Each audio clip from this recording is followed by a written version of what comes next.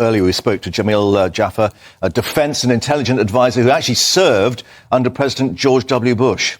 Obviously, Ayman al-Zawahiri, he felt comfortable enough that he could return to Kabul, Afghanistan, bring his wife, bring his children. Luckily enough, the U.S. Were able to follow his children and his wife to his hideout, his safe house, determine a pattern of life. They've been watching him since about April, determined that he would be out on his balcony every so often, and ultimately take a shot with 2 Hellfire missiles and take him out. Long before Osama bin Laden, he had founded the Egyptian Islamic Jihad, was involved in the plot to assassinate an Egyptian president, and ultimately in 1996 joined hands with Osama bin Laden in their worldwide declaration of jihad against crusaders and infidels, the ultimate creation of al-Qaeda that led to the terrorist attacks of 9/11 that he and bin Laden plotted together. After bin Laden was killed in 2011 by a U.S. counterterrorism attack in Pakistan, Ayman al-Zawahiri became the #1 leader of al-Qaeda, which a position he's held for the last decade. And now at long last, after we've taken out a number of the number 3s and number 2s in al-Qaeda,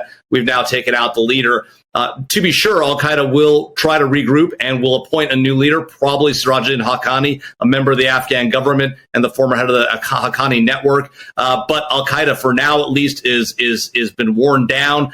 They will come back, though, and the key is to keep the pressure on them, both in the United States to prevent attacks against the United States, but also against our allies in the UK and Europe. Surprised that he was found in Kabul. We were always told that al-Qaeda and the Taliban were the worst of enemies. Well, they are enemies in the sense that al-Qaeda and the Taliban have fought at times. That being said, it's worth remembering that the Taliban did host Osama bin Laden and al-Qaeda on the 9/11 attacks and refused to hand him over and ultimately succumbed to the conflict with the United States. They've returned to power. It's no surprise with the Haqqani back in the government that al-Qaeda is back in the game and back in Kabul. This was an expected thing. The president did say that we would continue to conduct counterterrorism operations. He deserves credit for that. That being said, this is not an example of the over-the-horizon counterterrorism strategy succeeding. That still remains to be seen, whether we can effectively carry that out over the long run without boots on the ground and without intelligence forces and the like present in Kabul and the rest of Afghanistan. Amazing feat of technology that a drone strike was able to do this. A huge bounty on his head, $25 million US. But I wonder, do you think this morning, is the world a safer place? I mean, as you described, there have been tensions between al-Qaeda and, of course, the Taliban in Afghanistan. Will they now be upset about US involvement in Afghanistan again in some way? Also, will we see some sort of proliferation now of al-Qaeda now that their figurehead has gone?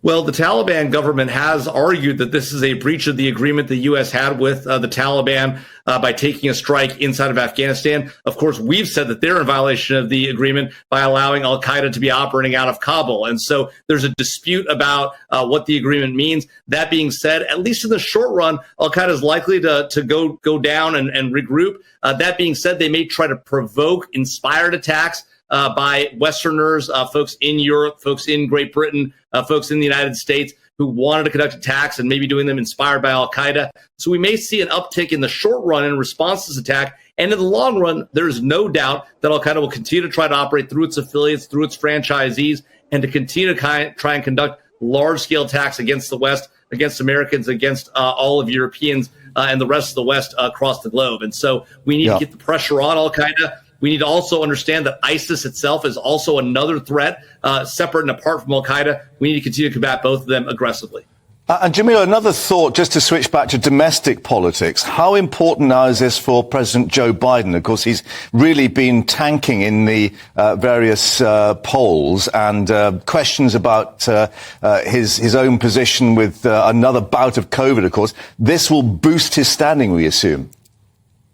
Well, there's no doubt that any time the United States has a major military victory or a major counterterrorism success, the president's going to get a benefit from that, and he should. That being said, inflation remains a major challenge.